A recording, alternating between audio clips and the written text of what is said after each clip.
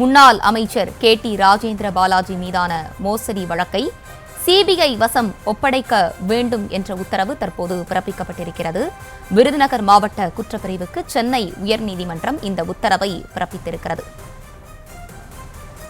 வழக்கில் விரைந்து குற்றப்பத்திரிகை தாக்கல் செய்ய வேண்டும் என்ற உத்தரவை அமல்படுத்தாததால் சிபிஐ வசம் ஒப்படைக்க உத்தரவு பிறப்பிக்கப்பட்டிருக்கிறது. அண்மை செய்தியாக பார்த்து வருகிறோம்.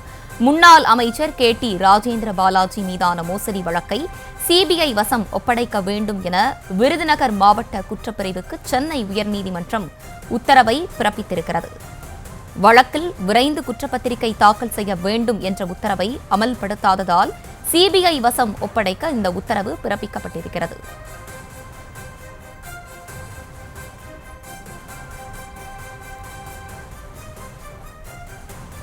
அண்மை செய்தியாக பார்த்து வருகிறோம். முன்னாள் அமைச்சர் KT ராஜேந்திர பாலாஜி மீதான மோசடி வழக்கை சிபிஐ வசம் ஒப்படைக்க வேண்டும் என சென்னை உயர்நீதிமன்றம் உத்தரவை பிறப்பித்திருக்கிறது. கூடுதல் விவரங்களோடு இணைகிறார் செய்தியாளர் மதியழகன். மதியழகன், வணக்கம். இந்த வழக்கு தொடர்பான முழு விவரங்கள் என்ன?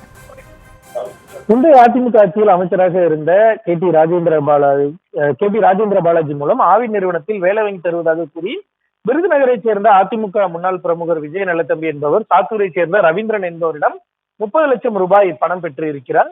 உறுதியளித்தபடி வேலை வாங்கி கொடுக்காததால் ரவீந்திரன் காவல்துறையில் புகார் அளித்தார். இந்த புகாரின் அடிப்படையில் முன்னாள் அமைச்சர் KT ராஜேந்திர பாலாஜி, விஜய் நல்லதம்பி உள்ளிட்டோருக்கு எதிராக விருதுநகர் மாவட்ட குற்றப்பிரிவு போலீசார் வழக்கு பதிவு செய்துள்ளனர். கடந்த 2021ஆம் ஆண்டு முதல் நிலுவையில் உள்ள வழக்கில் விரைவில் குற்றப்பத்திரிகை தாக்கல் செய்ய உத்தரவு ரவீந்திரன் சென்னை உயர்நீதிமன்றத்தில் மனு தாக்கல் செய்தார்.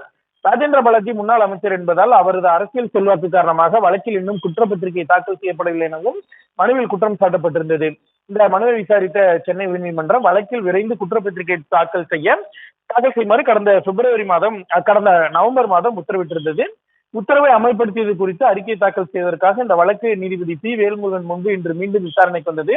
அப்பொழுது முன்னாள் அமைச்சர் KT ராஜேந்திர பாலாஜிக்கு எதிராக வழக்கு தொடர அரசின் அனுமதி பெறும் நடைமுறைகள் மேற்கொள்ளப்பட்டுள்ளதாக காவல்துறை தரப்பில் தெரிவிக்கப்பட்டது.